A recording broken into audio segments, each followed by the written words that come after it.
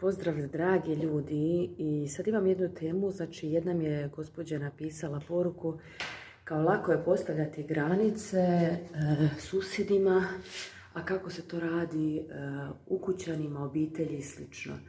I tu sam htjela reći da je tu još puno bitnije da se postavljaju granice, jer se tu dosta zna praviti pritisak na emocionalnoj osnovi i tu sam ja dugi niz godina, moram priznati, kod svoje djece, znači preuzela sam odgojne mjere moje majke i moje bake, mojeg djeda, znači kako su oni odgajali nas.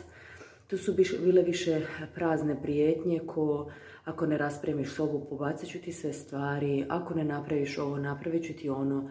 I znači nikad nije se ništa dogodilo, majka je znala 100 puta trpati stvari u vreće za smeće i nije ništa napravila.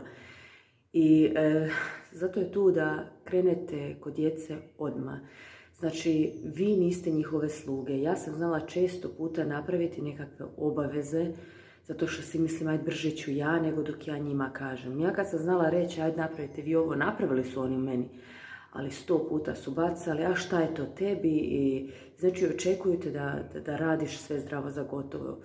I tu je recimo isto i kod familije, na primjer živite u zajedničkoj kući, dođete tek sa posla i niste kako treba ni s kim jakno, evo već mame, evo već tate, evo sve krve, znači svi već čekaju da ih služite kući, da im pravite kave, da ih dočikate. I tu morate shvatiti, ukoliko ne postavite odmah granicu, budu vas koristili, gledali da ih služite, da im uganđate, da radite sve za njih. Ja ne kažem da oni to možda rade zlonamjerno, vjerojatno nije tako. Ali ako im ne kažete, znate šta, ja sad trebam odmor, idite dolje, pustite me na miru, idući put će biti sve gore i gore, vi ćete biti sve umorniji i živčaniji. I to želim da shvatite, nadam se da će biti nekome kome će ovome stvarno pomoći. Ja sam uvijek radila za druge, nikad za sebe. Sada kad dođem s posla i nazove me prijateljica, kaže, ej, jel možeš? Ja kažem, znaš šta, izvini, danas ne mogu.